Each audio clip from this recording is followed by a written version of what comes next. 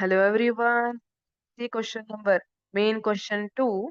Answer the following questions. In that question number, what are the reasons for overload in an electric circuit? Question number 3 carries 1 mark.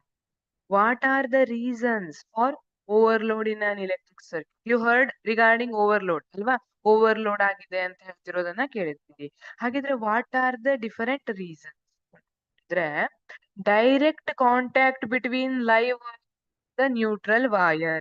You know, in domestic electric circuit, we have live wire and neutral wire. ನೀವು ನೋಡಿರ್ತೀರಿ ಮನೆಯಲ್ಲೆಲ್ಲ ಉಪಯೋಗಿಸಿರೋದನ್ನ.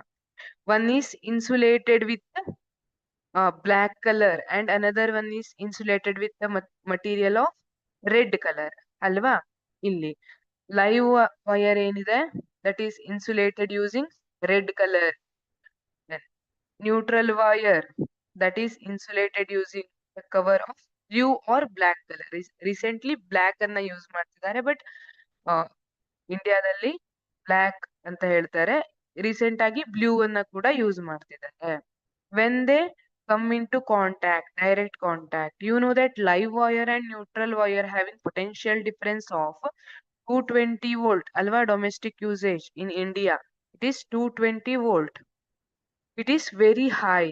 ಅದಕ್ಕೆ when they come in contact, overload happens. Then accidental hike in the supplied voltage. ಈಗ 220 volt ಕೊಡ್ಬೇಕಿತ್ತವರು, hike ಆಗ್ಬಿಡ್ತು. At that time also overload.